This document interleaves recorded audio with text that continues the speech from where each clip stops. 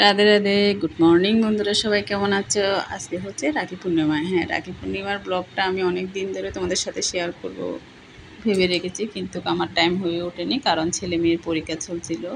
কয়েকদিন ধরে আমিও ঝামেলার মধ্যে ছিলাম, তাই আজকে রাখি পূর্ণিমার ব্লগটা তোমাদের সাথে শেয়ার করলাম। সকাল থেকে না খুবই ব্যস্ত ছিলাম আজকের দিনটা। সকালবেলা ভোরবেলা উঠে ব্যায়ামে চলে গেলাম, আর তারপরে এসে সকালে টিফিন রেডি করলাম। মা এদিকে গোপালকে সকালবেলা পুজো দিয়ে দিয়েছে, আর এখন মেয়ে, আজকে যেহেতু রাখি, মেয়ে স্নান করে গোপাল সোনাকে রাখি পরাবে, তো মেয়ে এদিকে রাখি পরাচ্ছে, আর আমি দুপুরবেলা রান্না রেডি করছি। এরপরে আমার একটু বেরোনোর আজকে প্রচুর চাপ, অন্নপ্রাশনের নিমন্ত্রণও রয়েছে। সব মিলে আজকে সারাদিন খুব ঝামেলার মধ্যে থাকবো। আর রাখি দিনটার জন্য ভাই বোনরা অপেক্ষা করে থাকে, কবে বোনের হাতে রাখি পরবে, বোনের হাতে ফোঁটা নেবে। এই দুইটা দিন ভাই বোনের অপেক্ষার দিন, দুই ভাই বোনই অপেক্ষা থাকে, আমার ছেলে মেয়ে। আসলে কী বলো তো, ভাই বোনের সম্পর্ক হচ্ছে সবচেয়ে পবিত্র সম্পর্ক। সবাই এখন আমি খুব মিস করি আমার ভাই, 3 ভাই আমরা এক বোন, কিন্তু আমি কোনো ভাইকে রাখি পরাতে পারছি না, আমার ভাইয়ের আমার থেকে দূরে রয়েছে, তো আমি খুব মিস করি। আর দেখো এদিকে গোপাল সোনাকে রাখি পরানোর পরে মেয়ে ছেলেকে রাখি পরিয়ে দিচ্ছে।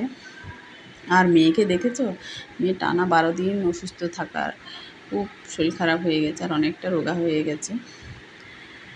তো এরা খুব মজা করছিল, আমি তাকিয়ে তাকিয়ে দেখছি, আর আমার ছোটোবেলা খুব মিস করছি। আমরাও ছোটোবেলা কত দুষ্টুমি করতাম ভাই বোনে। তো এদের রাখি পরা কমপ্লিট হয়ে গেলো, ছেলে মেয়ে রাখি পরা কমপ্লিট হয়ে দুপুরবেলা খাওয়া দাওয়া করার পর প্রায় 2টোর দিকে আমি বেরিয়ে পড়লাম, আমার পিএমের ক্লাসের টিমকে নিয়ে বেরিয়ে পড়লাম বারাসাত রবীন্দ্র ভবনে। ওখানে আমাদের আজকে স্টেজ রিহার্সাল আছে, কারণ হচ্ছে আমরা যেহেতু 15 আগস্ট আমাদের প্রোগ্রাম করার কথা ছিল, যোগব্যায়ামের যে ক্লাসটা প্রোগ্রাম হয় প্রতি বছর, কিন্তু আজকে হল রুমটা আগে থেকে বুক হয়ে যাওয়াতে আমাদের প্রোগ্রামটা একদিন আগিয়ে নেওয়া হয়েছে। 14ই আগস্ট হবে আমাদের প্রোগ্রামটা, সেজন্য আমরা স্টেজ রিহার্সালে আসলাম সবাই মিলে দুপুরবেলা। তো সবাই যে যার মতন করে ব্যায়ামটা করে দেখবে, কোন পজিশন আমরা দাঁড়াবো সেটাই স্যার আমাদেরকে দেখিয়ে দিচ্ছে। সবাই আজকে আমরা দুপুরবেলা থেকে 2টো থেকে প্রায় 6টা অবধি ওখানটায় ছিলাম প্র্যাকটিস শেষে। এরপর সবাই যে যার মতন করে বাড়ি চলে যাব। আর দেখো কত বড় হল রুম, যখন প্রোগ্রাম হবে হল রুমের মধ্যে পুরো অনেক লোকজন থাকবে, দেখতেও ভালো লাগবে। অবশ্যই তোমাদের সাথে আমি সেটা শেয়ার করব।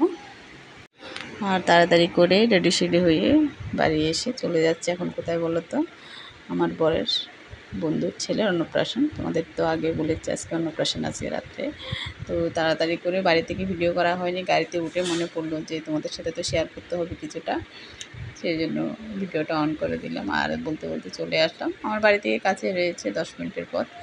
তো এসে দেখি সবাই ওখানে ভিডিও শ্যুট হচ্ছে, বাবুটা বসে ভিডিও শ্যুট করছে। খুবই আনন্দ করলাম, আসলে একটা অনুষ্ঠানের মাধ্যমে সবার সাথে দেখা হয়, রিলেটিভ সবাই আসে একসাথে, অনেক গল্প হয়, আড্ডা হয়। আগের দিনও আমরা সবাই মন্দিরে অন্নপ্রাশন হয়েছে আমাদের কয়েকজনকে, যেহেতু কাছের কয়েকজনকে নিয়ে মন্দিরে অন্নপ্রাশনটা করানো হয়েছে। আমরা গিয়ে ওখানে প্রসাদ নিলাম মন্দিরে, তোমাদের সাথে সেটা ভিডিওটা শেয়ার করা হয়নি। তো আজকের দিনটাও সবাই খুব আনন্দ করছিলাম, যদিও আরেকজন আমাদের মধ্যে আমাদের বন্ধু ও খুব অসুস্থ হয়ে যাওয়াতে আসতে পারেনি, নাহলে আরেকটু মজা হতো, সবাই মিলে অনেক গল্প গুজব করতাম। তো সারাদিনে ব্যস্ততা শেষে যখন অনুষ্ঠান বাড়িতে আসলাম, সবার সাথে গল্প করে খাওয়া দাওয়া আনন্দ করে সত্যি মনটা খুব ভালো হয়ে গেল। আর ভিডিও ফটোগুলো তোমাদের সাথে শেয়ার করলাম, আমাকে কেমন লাগছে অবশ্যই কমেন্ট করে জানাবে। ভিডিওতে তো আমাকে তোমাদের দেখাতে পারলাম না, তাড়াতাড়ি করে বাড়ি থেকে বেরিয়ে পড়েছিলাম। আর রাত্রে এখন বাজে প্রায় 11:30, 1টা বাজে, 11:30টায় বাড়ি চলে এসে কয়েকটা শর্ট ভিডিও বানিয়েছি, সেজন্য দেরি হয়ে গেল। আর এখন ফ্রেশ হবো, ফ্রেশ হয়ে তারপর ঘুমাতে যাব। আর আজকে সারাদিনের ব্যস্ততার শেষে দেখো আমার চেহারার কী অবস্থা। ভিডিওটা কেমন লাগলো অবশ্যই কমেন্ট বক্সে কমেন্ট করে জানাবে।